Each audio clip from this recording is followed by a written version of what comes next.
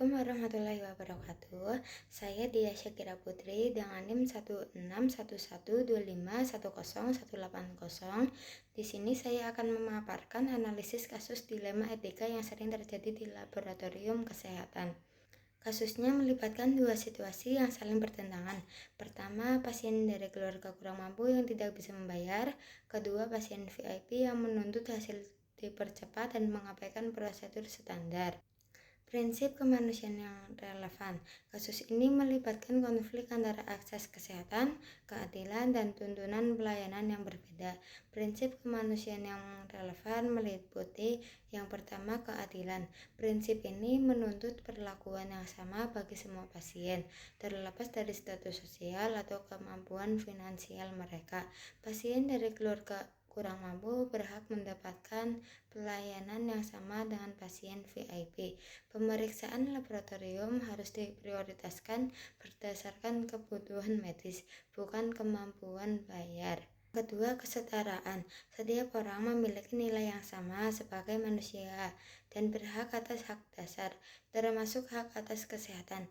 Analis kesehatan harus memastikan bahwa tidak ada diskriminasi dalam pelayanan. Yang ketiga, kasih sayang. Bertindak demi kepentingan terbaik pasien. Yang dalam kasus pasien kurang mampu berarti memastikan mereka mendapatkan pemeriksaan yang dibutuhkan, tidak menelantarkan atau merugikan pasien kurang mampu karena masalah biaya, dan tidak mengkompromikan kualitas hasil untuk pasien VIP demi kecepatan. Dan yang terakhir, tanggung jawab sosial. Institusi kesehatan dan para profesional memiliki kewajiban untuk berkontribusi pada kesehatan masyarakat, termasuk melindungi kelompok rentan seperti keluarga kurang mampu.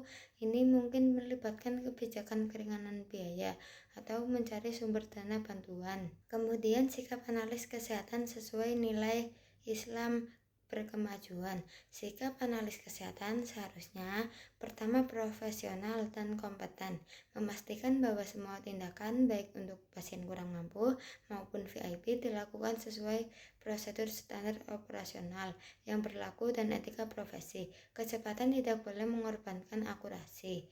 Yang kedua, menjunjung tinggi keadilan sosial. Kepada pasien kurang mampu, bersikap empatik dan proaktif. Analis harus mencari solusi seperti mengarahkan pasien ke unit sosial atau program keringanan biaya yang mungkin tersedia di institusi. Pemeriksaan tetap harus dilakukan tanpa penundaan yang membahayakan. Kepada pasien VIP, melayani dengan sopan dan profesional, namun menolak permintaan percepatan hasil jika itu melanggar SOP atau berpotensi mengkompromikan kualitas hasil, dan jelaskan secara edukatif tentang pentingnya proses standar untuk menjamin keakuratan. Kemudian kaitan dengan kode 3,6,10 dan 16. Kasus ini sangat relevan dengan beberapa poin dalam SDGs yang merupakan agenda pembangunan global hingga tahun 2030. SDG 3, kehidupan sehat dan sejahtera terkait dengan prinsip kesetaraan akses kesehatan universal, menolak pasien kurang mampu atau mendiskriminasi mereka dalam pelayanan akan bertentangan langsung dengan target SDG 3.8, yaitu mencapai cakupan kesehatan universal.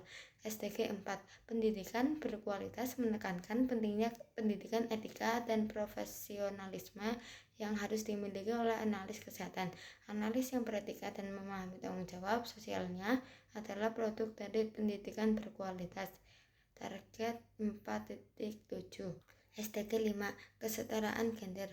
SDG 5 mencakup menghilangkan segala bentuk diskriminasi. Dalam konteks pelayanan kesehatan, ini berarti tidak boleh ada diskriminasi berdasarkan faktor apapun, termasuk status ekonomi. Prinsip kesetaraan dan keadilan dalam kasus ini.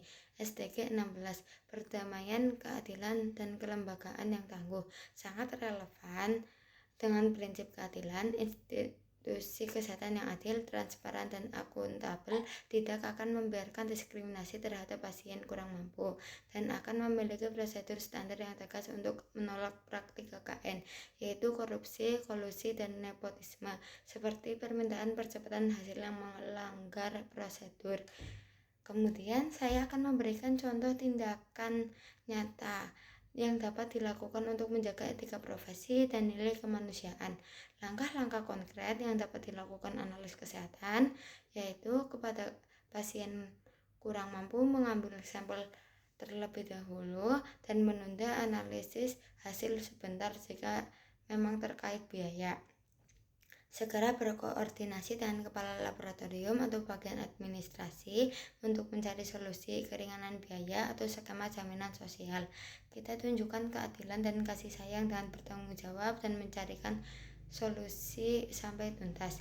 Dan kepada pasien VIP yang meminta percepatan hasil, kita menjelaskan kepada pasien VIP secara profesional dan edukatif bahwa proses pemeriksaan memerlukan waktu tertentu untuk menjamin akurasi dan validitas hasil dan menolak permintaan yang melanggar SOP.